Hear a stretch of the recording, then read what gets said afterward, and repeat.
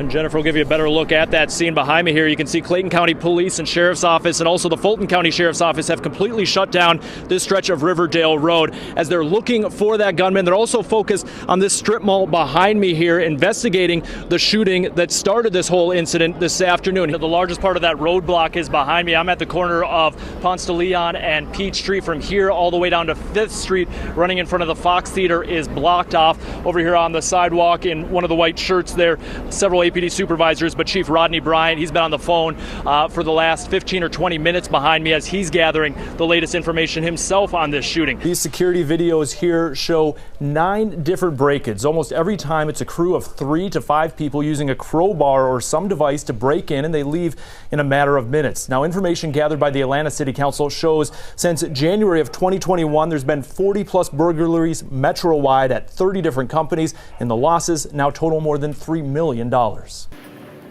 Jennifer, DeKalb County's election director tells me they are all set here. The county's main election office behind me. I was inside there today and saw some of the final prep work being carried out. This also doubles as an early voting location here in DeKalb, so this is where we'll see voters starting to line up tomorrow. And while the workers here are ready, here's what you need to know so you can also be ready to vote. Joe, the big question here, do investigators have any idea on where he might be?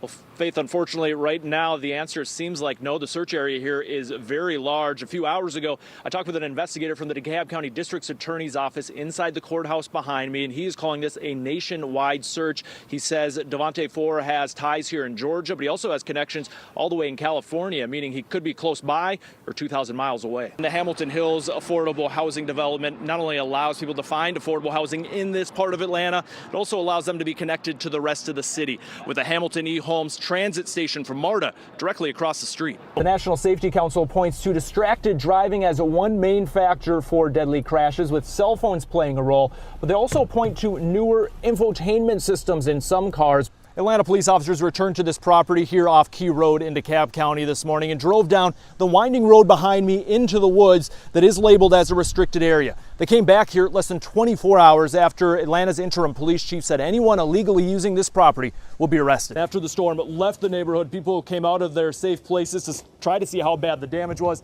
At this home here, it ripped the wall completely off of a bedroom. As the storm passed through the neighborhood, debris started flying everywhere, including large pieces of wood like this, which went several feet into this home. 20-year-old Angelica Green tells me she was crossing Old National Highway here at Godby Road with her boyfriend when a driver hit her and then kept on driving. She told me waking up hours later in Grady Hospital, she realized it was a miracle just to be alive, and then she learned of yet another miracle. Just to show you how short that distance is right now, I'm standing here at the corner of 10th and State Street. Georgia Tech's campus right over my shoulder there. If we swing around right here, you can see the police car still controlling the scene here, keeping people about a block away down State Street. And that video is the only video evidence investigators have right now of the crime. It came from that security camera high above the parking lot here. But now investigators are actively searching nearby neighborhoods and other areas, hoping to find even more video evidence and hopefully even a license plate number. New tonight, more developments in the Fulton County District Attorney's investigation of former President Donald Trump. She's requesting a special grand jury be convened, which could allow her to compel uncooperative witnesses to testify. As Doug Richards explains, it all relates to a phone call Trump made more than a year ago to the Georgia Secretary of State looking for votes to flip Georgia's election in his favor. A private plane coming from Fulton County Airport made a dangerous landing today on approach to Hanover, New Jersey. The FAA reports 4 people were on board when it crashed. As it veered off the runway, no one was hurt. The small airport was shut down as authorities investigated. There's a closer look at the plane. This is from MorristownGreen.com, a small publication up in the New Jersey area. An airport spokesman tells me during the incident, the wings were actually separated from the plane. You can see that clearly on that photo. Earlier today, the family of a 17-year-old killed by a Cobb County police officer renewed their call for prosecutors to file criminal charges. Friends and family of 17-year-old Vincent Truitt gathered in southwest Atlanta and marched through the area for around 3 hours. A Cobb County police officer shot and killed Truitt in July of 2020 as the teen jumped out of and ran away from a stolen car. Cobb County police said he was armed to claim his family disputes. Earlier last year, a grand jury cleared the officer. Truitt's grandmother was among the marchers. departures, and she hopes today's actions will keep the memory of her grandson alive. Good evening, I'm Joe Henke. We start with a heartbreaking story out of Cherokee County. A captain with the Cherokee County Sheriff's Office tells our newsroom a father and teenage daughter are both dead tonight following a murder-suicide. Investigators have been at the family's home for several hours in the Bridge Mill community west of Holly Springs. That is where we find our John Schierick tonight. John, what more have we learned about this incident? Good evening, I'm Joe Henke. That breaking news is at Kennesaw State University. School officials in the past hour tweeted an armed intruder was reported on campus, and anyone on campus is being asked right now to seek shelter in a secure location until further notice. We'll share any updates here on air and online as we receive them. I'm Joe Henke, and we start tonight with that breaking news out of College Park. A shooting has left one teen dead, and Clayton County Police tell us no arrests have been made. 11 Alive's Brittany Kleinpeter is live at the scene tonight, and the search is underway for survivors after strong storms, including several tornadoes, tore through the southeast and Midwest. These images we're seeing are absolutely heartbreaking. Kentucky appears to be the hardest hit, with its governor saying he fears in the coming days the death toll could total more than 100 victims as they keep going through the rubble there. And in rural Arkansas, a tornado hit a nursing home. That's where NBC's Jay Gray is tonight to show us the damage left behind. And Brittany, the family mentioned he was hit by a stray bullet. Nice weather today. This happened around 4 o'clock. I see a lot of shops behind you. Do we have any idea how busy the area was when the shooting happened? There was a call to action today by those who say living in the city of Atlanta is simply unaffordable. Members of the Housing Justice League marched through downtown Atlanta, calling on lawmakers to repeal the statewide ban on rent control, pass a so-called tenants' bill of rights, and limit real estate investors from being able to buy large amounts of property. Organizers say this was more than just a march, but a way to offer solutions to what they see as a housing crisis. Governor Brian Kemp is expected to sign a key mental health reform bill on Monday afternoon. Among many mandates in the bill is a requirement for commercial insurance companies to provide equal coverage for both physical and mental health care. It's been an unusual piece of legislation this session as lawmakers in both the House and Senate unanimously passed the measure. And one bill House lawmakers passed, but the Senate is still debating, is the Child Victim Protection Act. It would allow child victims of sexual abuse on July 1st of 2015 or after to recover damages. Earlier today, a bipartisan group of the bill's supporters discussed why they believe it must be signed into law now. With Monday being sine die, the last day of the current legislative session, that is also the deadline for the bill to receive a final vote.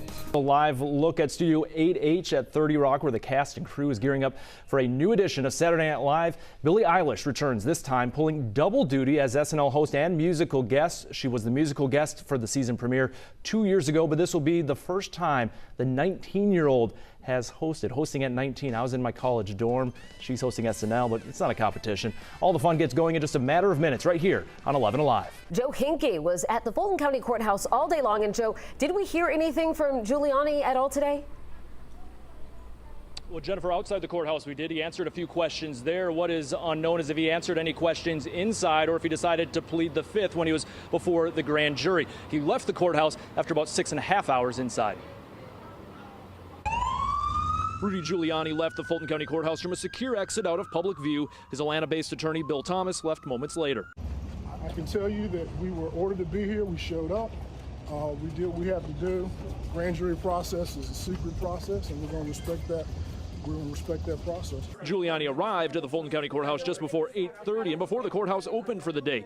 He was met with locked doors until a sheriff's deputy let him inside. Moments earlier, he answered a few questions. We will not talk about this until it's over. It's a grand jury, and grand juries, as I recall, a secret. Do you believe President Trump is the ultimate target of this investigation? I'm not going to comment on the grand jury investigation. What do you think their ultimate goal is here? More about it. What are you expecting to talk about here today?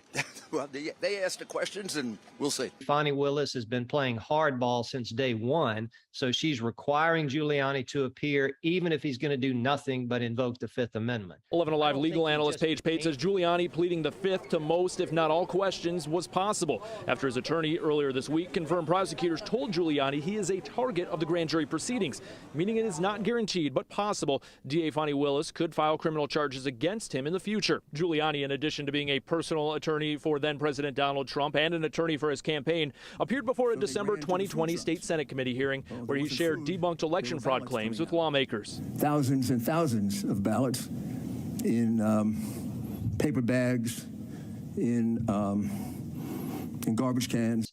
I think she is perhaps building a much larger racketeering case, which would involve the false statements that Giuliani and others made to state officers, legislative committees, in an attempt to change the results of the election. And Giuliani's attorney, Bill Thomas, is correct to an extent that grand jury proceedings are secretive. There is nothing stopping a witness or their attorney after the fact from talking about what happened inside the grand jury proceeding room. When asked if Giuliani pleaded the fifth or answered a single question from the grand jury, Bill Thomas said no comment.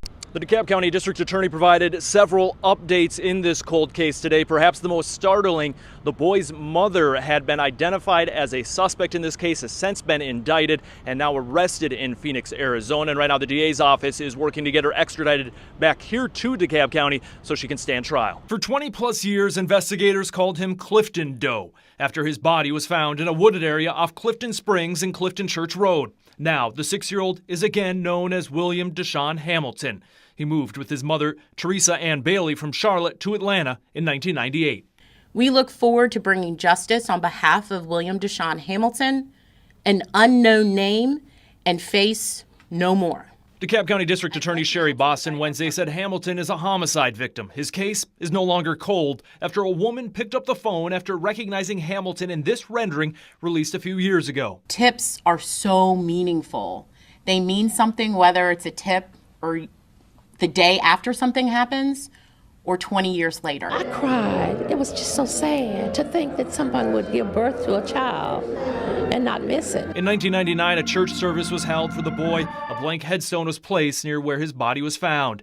Investigators made a clay rendering of Hamilton and went through databases of missing children. It all led to dead ends. But then came that tip in 2020. This past February, the remains were confirmed to be Hamilton, and his mother was named as the suspect. In June, a DeKalb grand jury indicted Bailey, and she was arrested in Phoenix, where she now lives. We believe that she left DeKalb almost immediately after William's death. The 45-year-old's indictment charges her with felony murder. She is accused of striking Hamilton in the head with an unknown object, causing serious injury, not seeking medical treatment for him, and giving him a substance containing a pain reliever and antihistamine, causing his death. Now, as the district attorney seeks justice for Hamilton, she wants to talk with anyone who met him or his mother from 1998 to 1999 in the Atlanta area. I'm Joe Henke, 11 Alive News. Well, the Little Caesar store is over my shoulder right here, and it was around 8:45 this morning when workers from the Army Career Center were coming in, and they started hearing screaming. Someone was screaming for help, and they thought it was coming from the roof of the building here, so they actually backed up.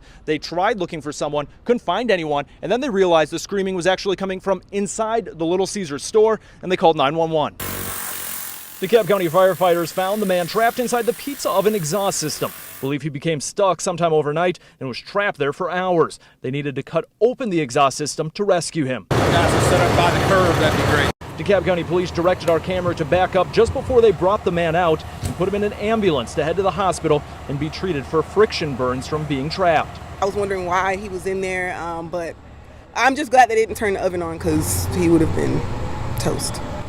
Army recruiters who work next door here off Covington Highway are glad they heard the man's screams for help. They first checked the front of the building and found a Little Caesars employee around back coming to work. And he said that he can hear the person from inside of his vent.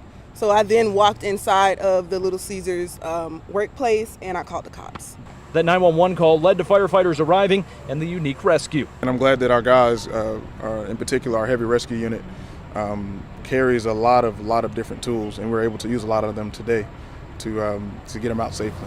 Captain Jason Daniels said they wanted to make sure the man walked away safely and added he is lucky to be alive. He had a select window that he had to get this done because, again, I'm not sure what time the restaurant closes at night, but the oven still gives off heat after they close, I would imagine. DeKalb County Police are now investigating the incident and have not announced any motive, arrest, or criminal charges. And the Little Caesars was closed today. You can see the damage to that exhaust system for the pizza ovens from when firefighters had to cut into it to rescue the man. Of course, that will have to be repaired before the store here can reopen. Reporting in Lithonia, I'm Joe Henke, 11 Alive News.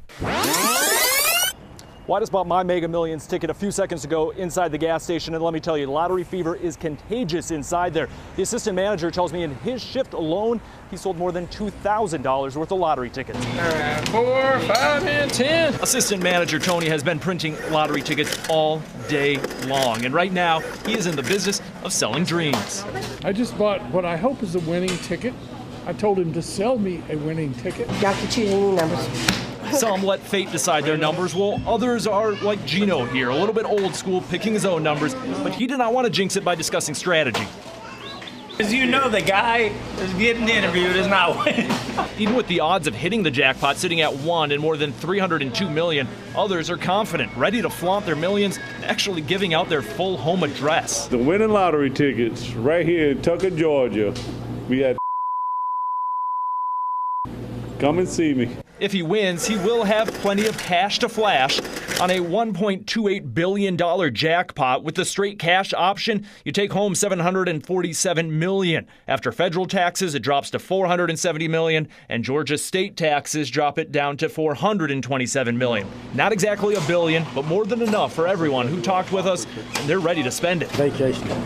Permanent vacation. Paying off all my credit cards and going on the 2 trips to Europe. Just enjoy life. That's the plan. Woo! I'm not gonna go too extraordinary. Just do the simple stuff, and then like let the taxes come out next year, and then that's when I'm gonna ball out. And even Tony can't resist getting a ticket. Yeah, me and my girlfriend been playing, so it's hopeful. In DeKalb County. See you next time. Enjoy it. Thank you. Joe Henke, 11 Alive News. They're in disbelief because down here where I'm standing is where Leslie Reese ended up, but she started out up there on the side of I-85. Her car had broken down. She was standing on the shoulder. That's when a driver plowed into her car. Her car hit her. It sent her over the edge. She fell about 30 feet. We're told she has extensive injuries, but somehow she is expected to make a recovery. And she remembers everything, and she's basically in disbelief that she was knocked off a bridge. She pretty much told my wife that she passed out before she hit the ground. As a former Atlanta firefighter, Irving Reese has seen his share of roadside accidents. She fell almost 30 feet off the bridge.